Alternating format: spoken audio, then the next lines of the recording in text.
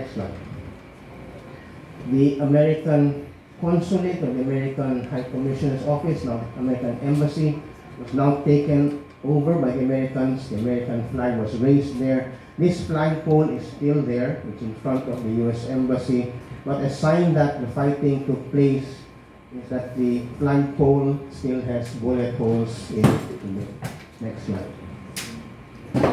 And the civilian government, Quezon had died by that time in the United States. So the president of the Philippine Commonwealth was President Osmeña, who came back with MacArthur and was brought into power again in Malacanang Palace at the end of February 1945. Next slide. This is an aerial view of Manila after the war. With all the destruction, it is said that Manila was the second most devastated Allied city in the whole of World War II, next to Warsaw. Next slide. This is again the San Marcelino Church, St. Vincent de Paul Church, and on the right side you can see the main Adamson building. All the devastation, all the damage. Next slide. And the cost, 100,000 Filipinos and other civilians died in the fight. They included diplomatic officials, they included neutrals, they were not only Filipinos, but other nationals as well. And billions of pesos worth of infrastructure, prize collections, we had stamp collections, libraries, books, archives, priceless and one of a kind. These were destroyed in the Battle of Manila. We're still feeling the effects of this. Next slide. So that's the old legislative building before the war. After the war, this is what it looked like. That is where the legislators were, the Congress was, but this was also a national library before the war. So everything in it was lost, including Bonifacio's writings, Rizal's books, and so on. Next slide. MacArthur lost his own private library. This is in Manila Hotel. This is in the MacArthur Suite in Manila Hotel. And his prized possessions, his father's collection, they were all lost in the fire. Next slide. This is what the Manila Cathedral looked like at the end of the fighting. It will take at least 10 more years before it will be repaired. Next slide. And among those 100,000 who were killed in the fighting, many of them were never given proper burials. There were only these temporary graves, which is just mass grave, civilians, no names, who will never be able to track down those who died there. This is right in front of Letran. There were easily 4 or 5 other crosses close to this. And other places were mass graves, Remedios Circle, very close by. That was also a mass grave area. And what happened to those who were recovered here? They had to be buried in temporary cemeteries. Next slide. So today we have a few memorials like this in Intramuros. This is supposed to commemorate and remember all the civilians who died in the Battle of Manila. So every year there is a ceremony, a memorial ceremony held here by the relatives and friends of those who died in the Battle of Manila. So what happened here 8 years ago is something that is unforgettable. It's something that is not very well known actually, and it's only fairly recently that people really began writing books about this because it was too painful to remember. And now that it's 80 years have passed, most of the actual eyewitnesses have passed on. We now have a few who are still able to talk, and we have a few documentaries coming out as a result of that. But here, the area that we are in here, this has not actually been fully documented. There are no markers to indicate what happened here and who passed away, who died here. So I hope with this presentation this afternoon, you will have been made more aware of what happened right here where we are 80 years ago. So with that, thank you for listening and maraming salamat sa inyo.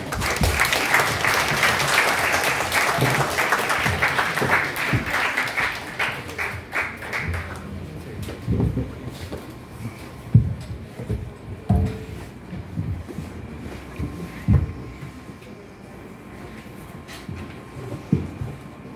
you very much, Dr. Jose, for that thought-provoking and moving discussion. Talaga namang ang powerful and eye-opening ng discussion na ito. Minsan kasi, we think of World War II as something far, something old, but hearing your talk made us realize this is our story too. Alright, before we move forward, we would like to acknowledge the presence of a few faculty members of the Social Science Department. We hope you enjoy your stay here and back to our fort. And now, to continue our journey sa kabuluhan sa ating kilalanin ang ating susunod na speaker. May we again call on stage the pagkasaysayang samahan ng Adamson University Advisor, Mr. Exor J. Arabia.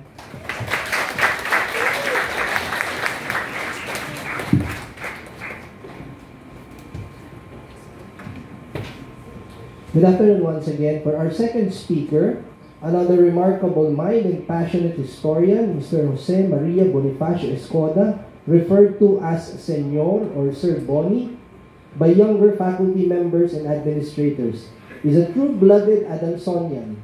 He completed both his secondary and tertiary education at Adamson University.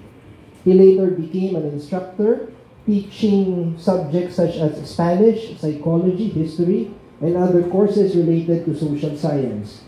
Dubbed as a basketball historian by sports writers and some fans, he continues to share his knowledge about history through his social media accounts such as Facebook and YouTube.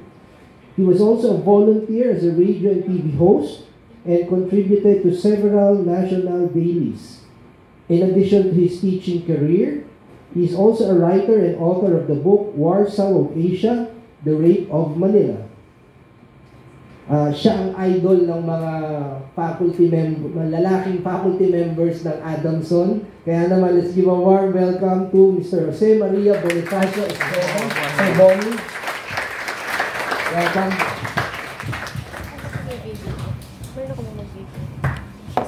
Maraming salamat sa inyo lahat. Pagpakili ang sipong ko, ayoko makahawan sa inyo. But anyway, I'm so happy and I can't believe this is happening in Adamson. This is for the first time, and I congratulate you all. This is actually my dying dream to have a forum here at last. Kasi napapabayaan ko sa history. And I always asked the social science head before to have something like this. But it did not happen. It had to happen with a fellow product of Adamson, our great chairperson, Mr. Adrian Surbeta. Maraming salamat, Adrian.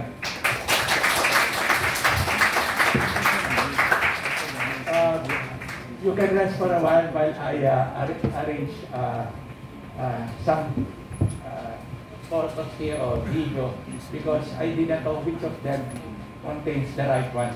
So I had to check. So for the meantime, take a rest for the meantime. I'd like to ask our friend here. By the way, Dr. Jose here is a good friend of mine, and I missed.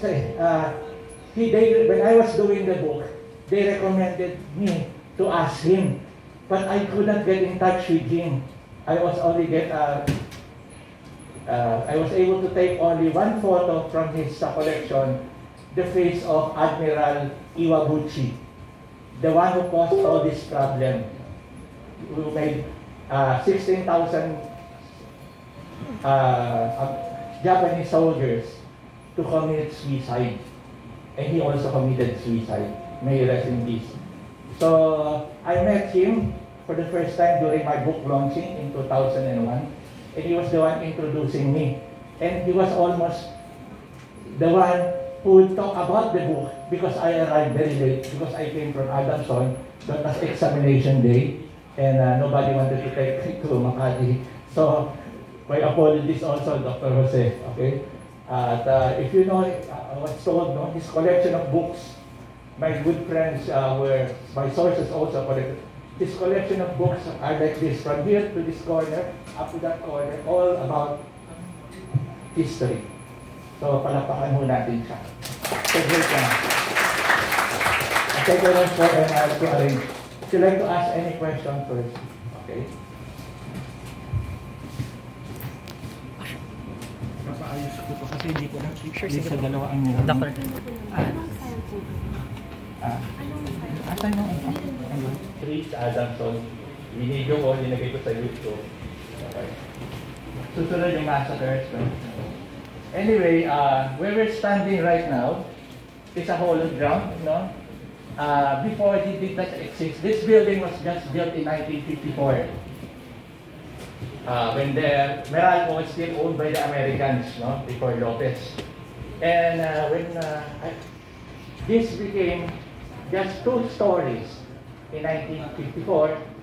And trivia, we were the first batch to occupy this after Meralco sold this to the Vincentians in 1968.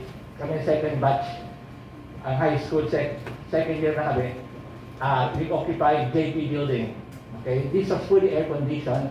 We became the first university centralized aircon during that time. Okay, but before this happened, before the war, this was empty, and the only buildings here was the old chem lab, which is now a library or store. There, that was the Tranvia repair station built in 1905. In 1905, okay? And another old building here is the JP building, in high school, no?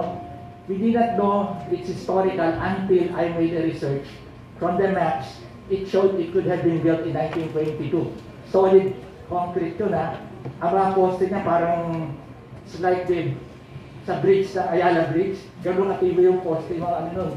So it survived the war. And this was the car barn station of the Tranvia. Siguro mag-research na kayo ano yung Tranvia, no? It's a one-state car. And this was the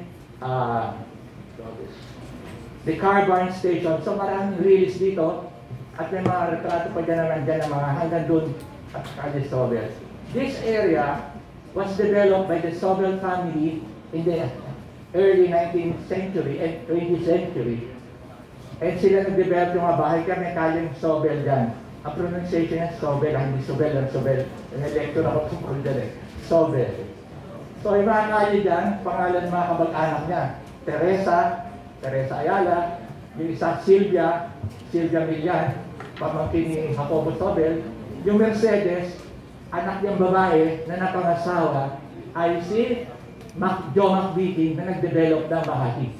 Wala silang anak eh. Kaya Makati niya parang di-develop parang ano eh. It's a stage yung Silicon Valley, no? So, what was Makati before? It's like here, no?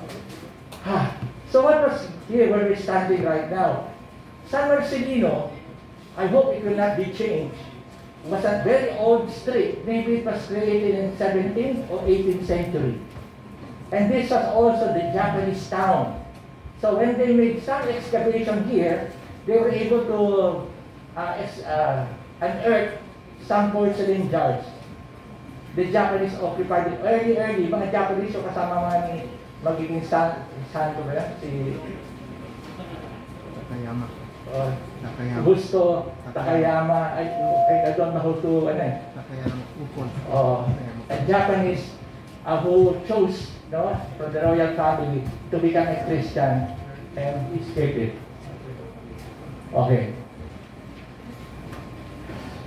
San Marcelino was the only street connecting south, from north to south Manila. Okay? Connecting Paco. Okay, Paco short for Francisco, kasi mga Franciscan missionary church. So the last thing I heard, research, St. Teresa's building, before it was constructed, way back in the 18th or 17th century, was the prayer house of the nuns from Nagoya, Japan. Okay? Yun ang huli. Kaya may marker raw yan na nasira lang ng gera.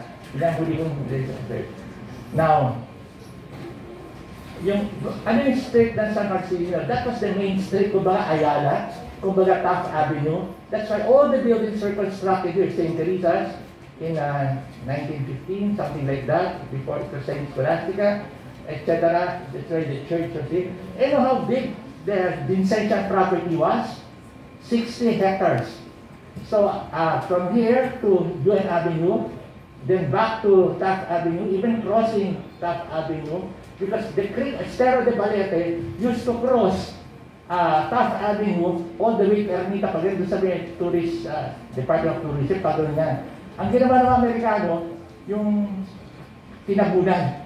Kaya kita nyo, nagbabaha ngayon sa Kalaw. Hindi mo dapat pakilaban na yung tour, no? So anyway, so naiwan yung parte niya. Kaya kita nyo putol ang Estero de Balete. Okay, ready na? Anong video yan? So I brought some video na ipo-forward natin. Ito bakit ko sinulat yung libro, anong epekto ng giyera sa Manila. Para hindi na ako magsalita. Introduction. Interviewing 2008. Last night, if you were watching us, we were talking about the effects or the roots of current events. So, i-edit ko. Alam mo, mahinteki ako daw teki. So, yan nangyari. So, pwede natin palabas yung Ermita. Yung massacre sa yung mga pare. Meron ba dyan? Baka mali na naman. Americans landed in Luzon January 9, 1945, almost unopposed. Their mission was to liberate. Aerial view, no, taken.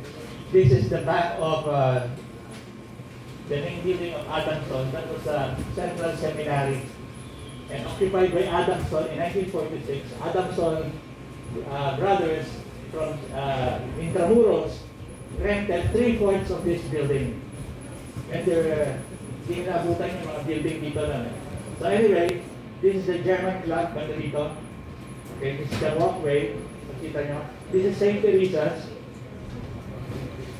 St. Teresa's building.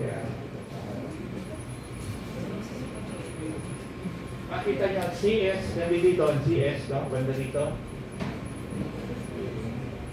Yung, this is the auditorium of St. Teresa's. Alam nyo dati ng auditorium St. Teresa's, that was considered the center, parang cultural center ng Manila during the time. So nakita yung mga buildings sunod-sunod, no? Yan ang St. Teresa's. Bakit nadama yung St. Teresa's?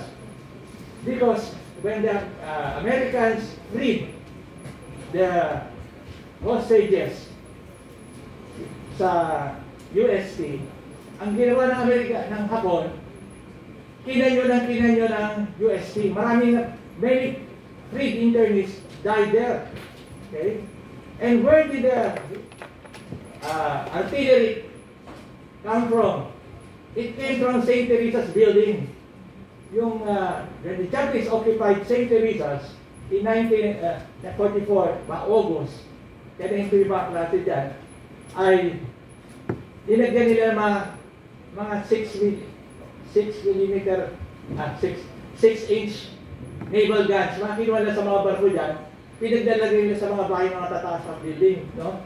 Isa doon, pinuno yung St. Teresa's. When the Americans spotted where the bullets were coming from, so they start shelling St. Teresa's.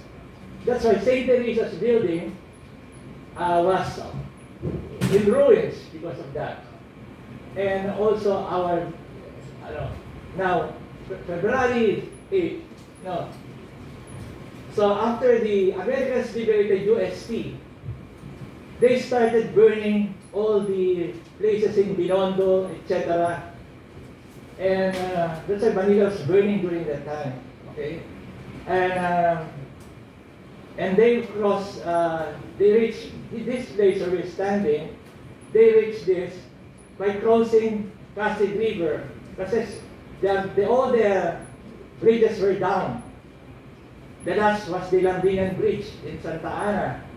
So they had to use pontoon bridge. You know what is pontoon bridge? Yung mga pinatong-patong, makikita niyo naman sa ibang photos. No? They crossed that and they reached Pandacan, Santa Ana, which was not so damaged, and they reached Ermita, Paco, and the Japanese were now starting to massacre people during that time. So the Americans now started shelling using mortar fire. Mortar, no? Yung mortar, yung from Santa Ana, hitting places in Ermita.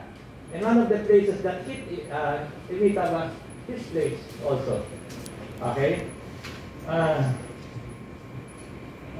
Masakit sa akin kasi nag-feel ko yung interview ko no? Kaya napapahinto ako Now, so, they started massacring, and the first massacres committed here in our place. I think we have a map. Can you show the map na Ermita? Yung may map, may sketch yan. Yung kanina meron dito Pero pwede natin lecture. Now, from that part, UN Avenue, Taft Avenue, then back to Ayala Boulevard, then San Marcelino became a deadly defense citadel na Hapon. Okay, nahata na. Good. So from this place, it's clear. Nakikita niyo? So, St. Teresa's became a fort.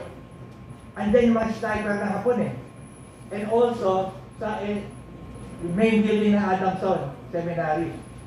They were going back, they were able to occupy 3/4 of this building in 1944, September or August, and the priests could roam around. But, when the Americans arrived, UST, the priests here were imprisoned in the ground floor. Yung museum ng Adamson ngayon, they were there. They couldn't move anymore. Yung mga sakristan lang ang nakaka-move around to feed them. And you know that back of Adamson, that Torre de Basura, Torre de Manila, because of corruption, they were able to do that. But anyway, used to be owned by Adamson and priest. That's the last place that they were owned.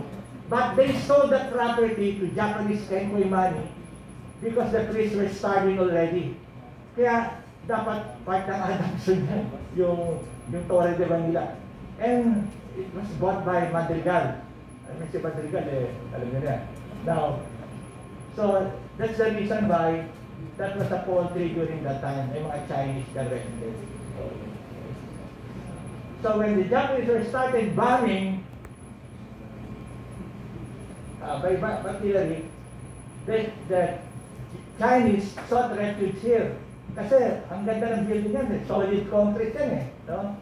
So they started that, but they committed a mistake because on that day, the Japanese decided to kill them. Okay? So nadamay pati mga Chinese. So, ewan ko anong pumasok sa mga Hapon, they asked the priests to eat early dinner, and they tied their backs at 10 o'clock, and they were led to the stair. Yung exit dyan sa side na yung papunta sa labas, yung exit door dito sa side ng building, and they were lined up and they were killed here, where that picture showed you. Okay? So that's it. And they started killing now the German club, the people in German club. Only 10 were able to survive. Yung isa doon, kamag-anak ni Pilita Corrales, yung namarami. Kasi si Pilita Corrales used to stay here. And the one who bought the property was an Adamsonian, the property of Pilita Corrales. Alam mo yun. So anyway, so German club was filled with people from this area where we're staying. Because the Japanese told that they're going to burn this place. So the only place that they could go was the German club. Akala safe sila dun. Kasi doon ang flag. Hindi nila alam na Japanese wala nang pinipili. Neutral ka, German ka, whatever ka, patay ka. Okay? So, they started. Ang ginawa niyan, sinunog What they did was, that morning, they surrounded it with combustible materials, and they lighted it. So they were suffocating other people, and they were coming out. Children were sent out. Akala ng mabait ang Hapon sa children, propaganda lang yun. So when the children came out from the Gutierrez family, the Japanese got a grenade and all of them died. And the mother who saw it, Mrs. Gutierrez, was frantic, also went out, and she was killed. The women who went out were gang raped. Yung nakita niya sa front ng fronting Calaw, San Luis, Calle San Luis, First questions no, sa icebreaker. They were gang raped on that, and they brutally killed. some were bayoneted on their private parts. Okay? The rest, they started darting out. Now, yung basement dyan, kasi may pictures ako yan German sir, kung makikita nyo dyan. Dun sa Ermita section. Ang basement, nandun dun yung mga, kasi ang Ermita noon, mga bahay, 1 meter elevated, kasi bahay ito Ngayon, yung basement yan, ginawang shelter. And the Japanese lowered their guns there, said, Americans will come, but you're not going to see them. Sabi ng kaibigan ko, Estes Vestrofin. Sabi niya sa Castilla sa kaibigan ko, this will be our end. But you are going to tell about the story about it. Tama. Yung interview ko siya, Sir Renares was 13 years old, a basketball player of the Dodgers, was able to survive. One of those to escape. Okay? One of those to escape. And they went to St. Teresa's. And they went to St. Teresa's. Before that, at the corner of San Maximo, there was a house there, and they stayed there under the air raid shelter.